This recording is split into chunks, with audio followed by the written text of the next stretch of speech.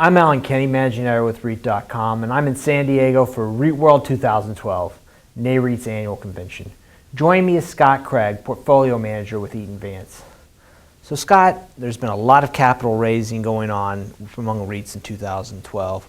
Do you expect that to continue in 2013, and what will all that capital be used for? Well, I think there's been a really healthy change in thinking that's gone on in the REIT sector since the financial crisis. If you think before the financial crisis, many, if not most companies, tried to grow their asset base as much as they could while issuing as little equity as they could.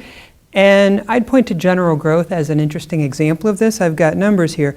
Between 2001 and 2005, General Growth grew their asset base by more than 300%, while they grew their common equity share count by only 10%.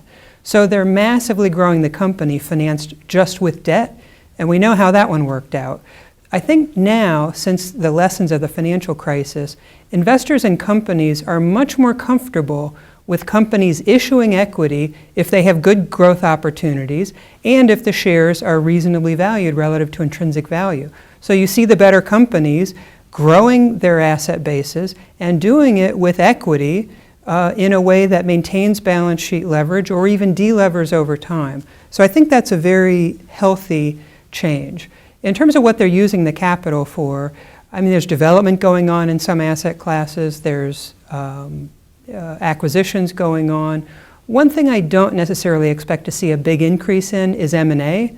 I think there are some real barriers to M&A. The first is that in order for M&A to make sense, the target has to be trading cheaply enough that the target sellers can get a big enough premium to be happy, while the buyer still buys the assets, the company, at a cheap enough price to make money. And that's a gap that often is not, can't really be bridged. The other thing is there are social barriers to M&A, particularly the fact that CEOs generally like their jobs and think they're doing a good job and don't want to sell out. So I don't expect to see a lot of M&A, but I do expect to see some acquisitions and development. And in terms of what you're hearing from your investors, I mean, what are some of the issues that they feel most concerned about with regard to commercial real estate right now?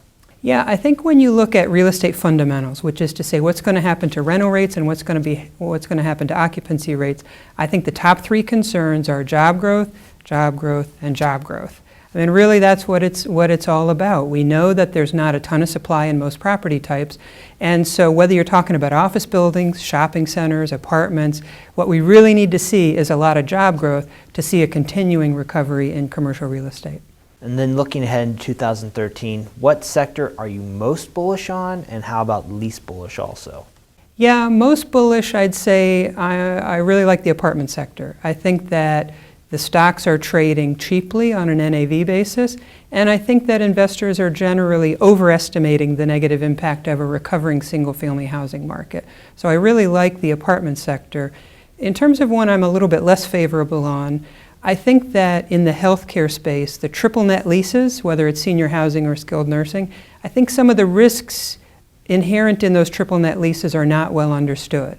I think between negative pressure on some of the reimbursement rates and expense creep, I think some of those coverages are going to be eroding to the point where you're going to start to see some workouts and other things. So that would be one I'm a bit more negative on. All right, well, Scott, thank you so much for joining us. Happy to be here. Thanks. And for more on this and other REIT news and analysis, be sure to check out REIT.com.